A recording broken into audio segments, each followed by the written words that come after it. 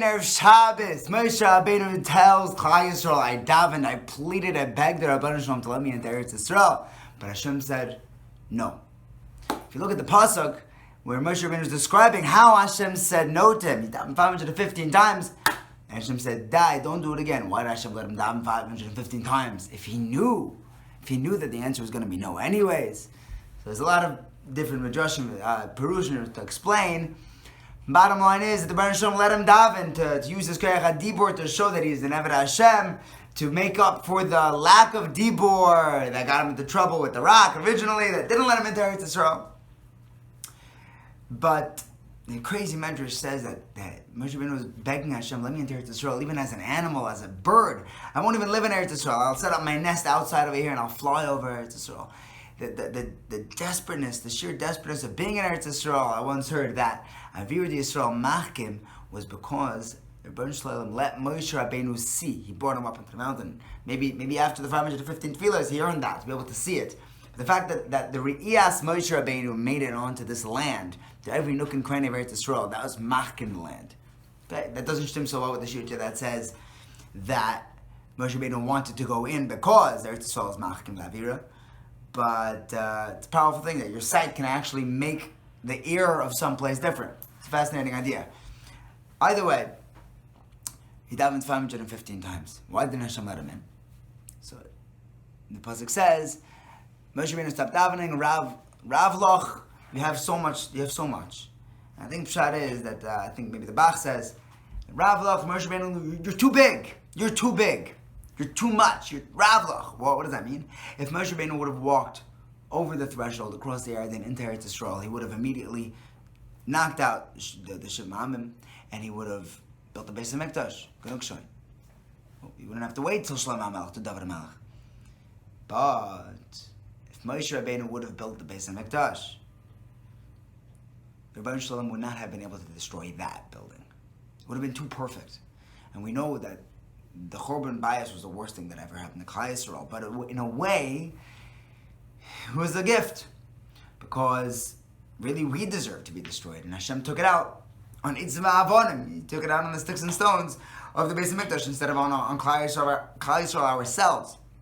It's a big bracha. Sometimes we think that, this is the best thing for me, and I really, really want it, but the truth is that the fact that Moshe Rabbeinu didn't go in and he didn't build the Beis HaMikdash, that saved his entire his entire flock of sheep of Klal Yisrael. We would have had to have been destroyed if Moshe Rabbeinu did build the Beis HaMikdash.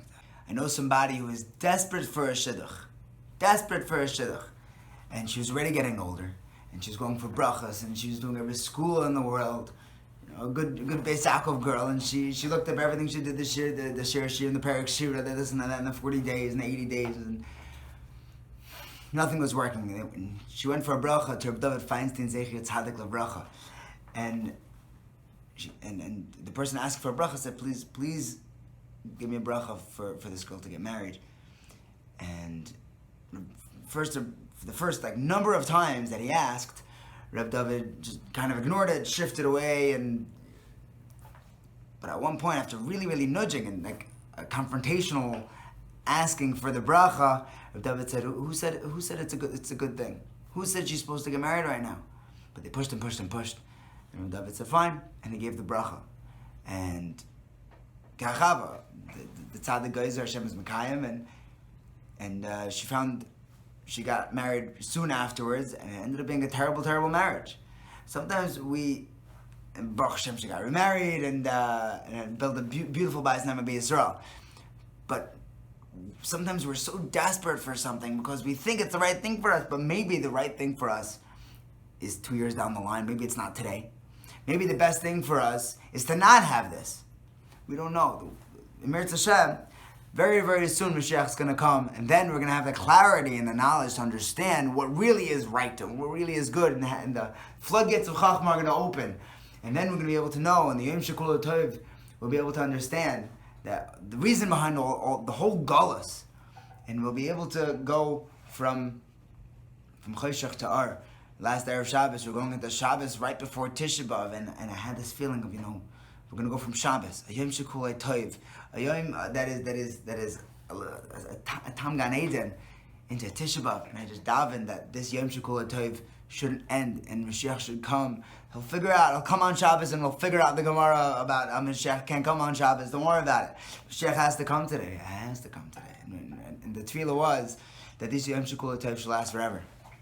This was the song that came out. Mizmor shir li'ayim HaShabbos li'yom Shekulo Tov. Mizmor shir li'ayim HaShabbos li'yom Shekulo Tov. Mizmor shir li'ayim HaShabbos li'yom Shekulo Tov.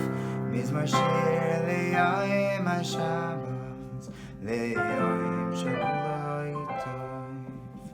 Shabbos, Elegant Shabbos, Yom Shekulo Tov, Shekulo Tov, Shekulo Tov.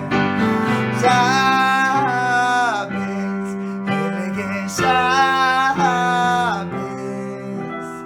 Yom Shekulo Tov, Shekulo Tov, Shekulo Tov. Good Shabbos.